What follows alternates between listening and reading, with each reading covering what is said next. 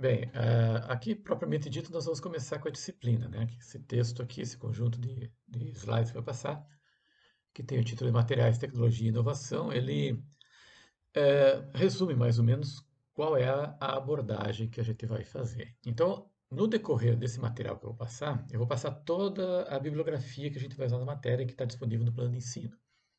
Então, em vez de explicar o plano de ensino assim, nele propriamente dito, eu vou passando o plano de ensino com algum elemento de conceito, certo? Se vocês tiverem dúvidas, obviamente, vocês podem entrar em contato pelo chat ou mesmo por e-mail, né? Vão tentar achar soluções para tirar as dúvidas.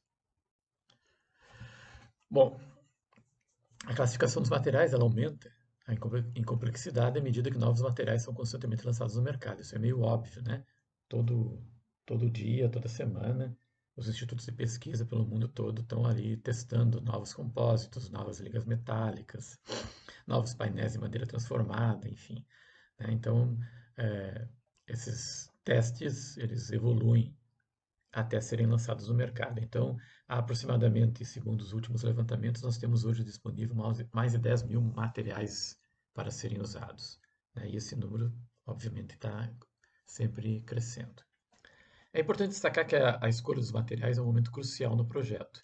Ela marca a transição entre o projeto conceitual para o projeto real, ou seja, no momento que você definiu qual o material que você vai escolher, a partir daquele momento, as alterações elas se tornam mais dispendiosas, tanto em termos financeiros quanto em termos de recursos humanos. As classificações que a gente tem disponíveis atualmente, elas em geral são bem generalistas. Elas não servem para qualquer produto, elas servem para ter uma base meio que geral do material. Então, por exemplo, assim, a gente colocou aqui dois exemplos de mobiliário residencial. Né? Então, obviamente, que se você pegar as tabelas que existem disponíveis em livros de engenharia, principalmente normas ABNT, normas DIN, normas ASTM, etc. e tal, essas normas são muito voltadas para a indústria metalmecânica, muitas vezes. Então, fica um pouco difícil de você conseguir escolher baseado nessas normas e classificar os materiais para a sua escolha. Então, essas classificações geralmente servem para você ter o processo de escolha dos materiais. Então, são dois momentos diferentes. Nós temos a escolha e depois nós temos a seleção dos materiais. E assim eu aproveito esse primeiro item de classificação para mostrar o primeiro livro que tem lá no nosso plano de ensino, que é esse livro do Callister Jr. e do Hatwich. Né? Ele, em 2016 ele chegou na nona edição, né? Então é um livro que está já bem conceituado, obviamente, né, para chegar na nona edição. Ele é um livro bastante técnico e ele praticamente se encontra nas referências bibliográficas de todos os cursos do país de engenharia, design e arquitetura. Ele classifica de maneira tradicional, ele classifica em três grandes grupos: metais, cerâmicas e polímeros. Essa maneira inicial está baseada principalmente na composição química e na estrutura atômica dos materiais de base. Por isso que esse livro ele é mais indicado para quem faz engenharia ou química industrial, né? Uma parte que trabalha com os materiais nessa parte mais técnica. Para o design, por exemplo, ele entra muito fundo na composição química, o que a gente não utiliza muito no curso de design. Na parte referente aos polímeros, os autores dividem a classificação em sintéticos e naturais, englobando nesse segundo grupo, no grupo dos materiais naturais, aqueles derivados de plantas ou animais, por exemplo, bambu, borracha, algodão, couro, seda, lã, fibras naturais de rami, cânhamo, coco, etc. e tal, né? Já os materiais novos, decorrentes de tecnologias contemporâneas, muitos desses ainda em fase de estudo, eles entram em três grupos à parte, que são os compósitos, os semicondutores e os biomateriais. Destes, o grupo dos compósitos apresenta também uma subdivisão com os materiais bastante conhecidos, por exemplo, a fibra de vidro, carbono e Kevlar, e outros daí menos conhecidos, que são as fibras alternativas lançadas recentemente, né? Que, algumas fibras que juntam aí três ou quatro tipos diferentes de fibra, como a resina de base, enfim, são testes que estão sendo realizados. Aqui nós temos uma materioteca, né, chamando a atenção sempre para a materioteca, que vocês viram na apresentação anterior, que é um assunto que me interessa bastante, a materioteca. O Manzini é um dos principais autores da área, ele já em 1993, ou seja, bem, né, literalmente no século passado, ele já estava explicando que o surgimento constante de novos materiais obriga a uma contínua reorganização da classificação dos mesmos. Então, essas tentativas de classificação, eles objetivam organizar, mais ou menos sempre, as propriedades, os pontos fortes, as limitações e exemplos de uso dos materiais, facilitando assim o processo de seleção dos materiais. Como eu disse, as classificações mais genéricas vão permitir a escolha do material, mas você chega no momento que você parte daquela escolha inicial para fazer uma seleção propriamente dita, para ver quais são os materiais que você necessariamente vai estar colocando no seu produto. Falando em materioteca, aqui vou apresentar alguns exemplos de materioteca que existem ao redor do mundo. Aqui nós temos uma em Munique, que está mostrando mais uma foto dela. É interessante observar esse sistema das janelinhas aí. E quando você abre a janelinha, tem na parte de dentro um link, onde você copia, tem informações mais detalhadas sobre o material em si. Aqui mais uma foto. Aqui está mostrando outra, que é em Innsbruck. Essa aqui é uma materioteca que tinha duas partes, né? Uma estava localizada fora, mostrando os materiais naturais, com essas madeiras. E tem essa parte interna, mostrando materiais que estavam sendo testados. São basicamente materiais em testes ainda, fibras alternativas. Essa aqui é uma imagem encontrada em Caldas da Rainha, principalmente em parte dos vidros. E aqui outra imagem também mostrando, de novo, um teste de uma fibra natural com material alternativo. Bom, conforme eu comentei antes, então a parte inicial do estudo, ela vai, embora não focando assim muito a fundo, ela vai abordar um pouquinho a composição química dos elementos, a tabela periódica, né, como está mostrando aí. Então, por que é tão difícil muitas vezes classificar os materiais? Você vê isso tendo, por exemplo, o aço. O aço não é um material que você encontra na tabela periódica. Você não vai encontrar lá tabela periódica aço.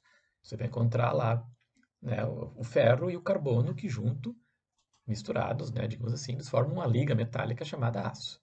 Então, só nesse exemplo mais simples, você vê aí centenas de tipos diferentes de aço, onde vai mudar características como soldabilidade, dureza, resistência mecânica, maleabilidade, isso tudo alterando assim uma porcentagem bem pequena só do elemento carbono, como a gente vai ver daqui a pouquinho.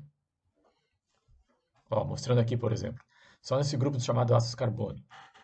Vamos pensar ali a variação de carbono entre 0,1 e 1,1%. Né? Isso está nos livros do Chiaverini, que está lá no plano de ensino também. Entramos no outro livro agora, do plano de ensino. Então você tem ali três ácidos diferentes: 1010, 1020, 1045. Você tem uma pequena variação de carbono nesses ácidos e já muda muito, por exemplo, o uso desse material e principalmente algumas características mecânicas dele, como dureza, como conformação mecânica, como facilidade de fazer um furo, de fazer uma dobra. Né? Então você tem três exemplos bem distintos nas imagens ao lado. Se você for pensar em acrescentar outros elementos a essa liga, né, você tem, por exemplo, aqui cromo, níquel e molibdênio, três materiais básicos que formam os chamados ácidos inoxidáveis. Você já vai alterar novamente o uso e as propriedades mecânicas dele. Então, você tem materiais que são, em geral, mais caros, são materiais mais resistentes, são mais bonitos. Você não precisa estar pintando eles, você pode estar mostrando as características bem do material mesmo.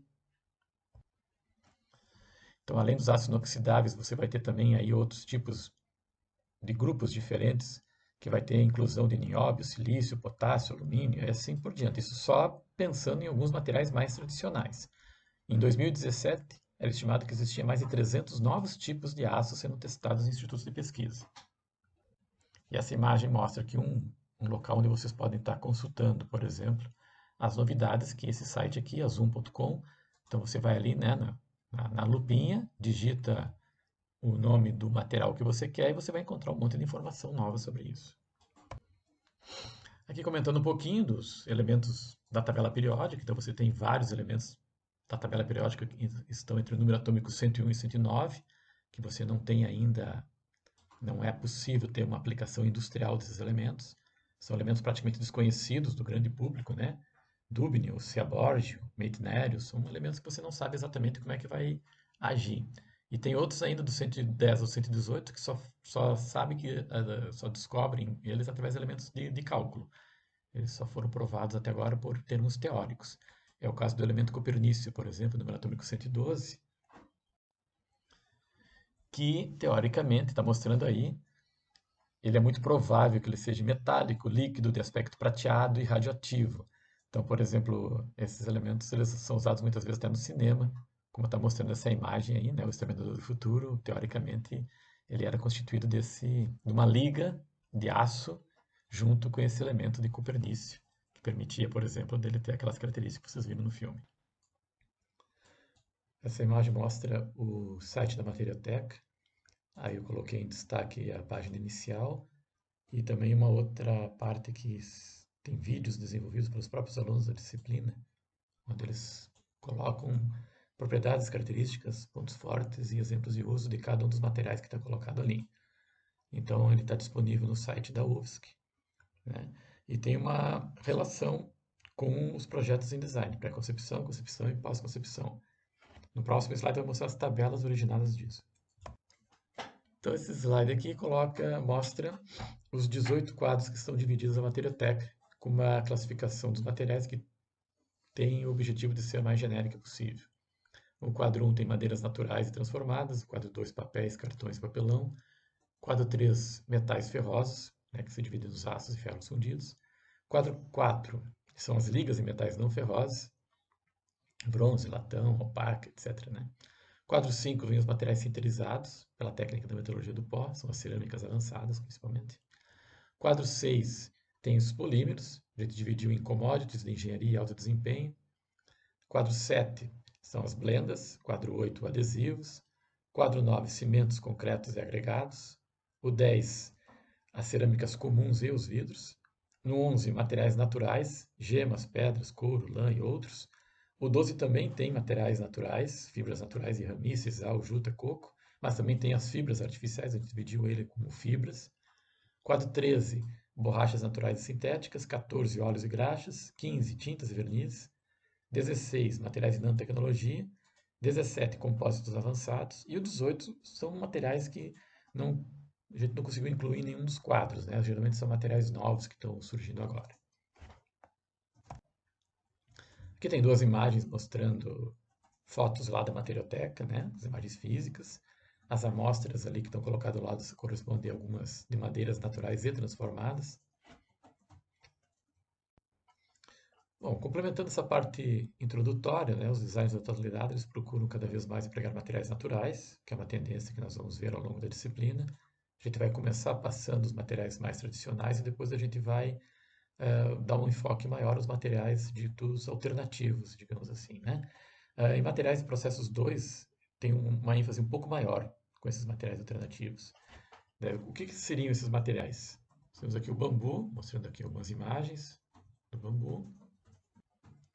A fibra de coco, tem duas imagens aqui mostrando aqui alguns usos em mobiliário, né? E decoração também. Sisal, cânhamo, as costaneiras, fibra de bananeira, couro de cactos, couro de abacaxi, também conhecido como pinhatex. Então, a maioria desses materiais ele carece ainda de informações precisas ou confiáveis, né? Porque eles são materiais que estão sendo usados e testados e muitos deles nem foram desenvolvidos em laboratórios de tecnologia elevada, etc. e tal. Tem um endereço que eu coloco aqui, que se chama Engenheiro de Materiais, que é um blog que foi desenvolvido por alunos do curso de Engenharia de Materiais da UFSC, que ele traz bastante novidades sobre esses lançamentos de novos materiais. Então, vale a pena dar uma olhada nesse site que está colocado aqui. Bom, voltando à parte, então, do início, que é sobre a bibliografia da disciplina, eu vou começar a apresentar aqui alguns outros livros, além desses dois que eu já comentei, que são livros mais base, né? Então aqui a gente vai, nos processos de fabricação, nós vamos usar bastante esse livro que está colocado aqui embaixo, do Valdemir, que é Princípios dos Processos de Fabricação utilizando Metais e Polímeros. E também vamos olhar um pouquinho sobre aquele livro ali, Polímeros Reforçados por Fibras Vegetais, que vai ser abordado principalmente na parte que a gente vai falar sobre fibras naturais e transformadas.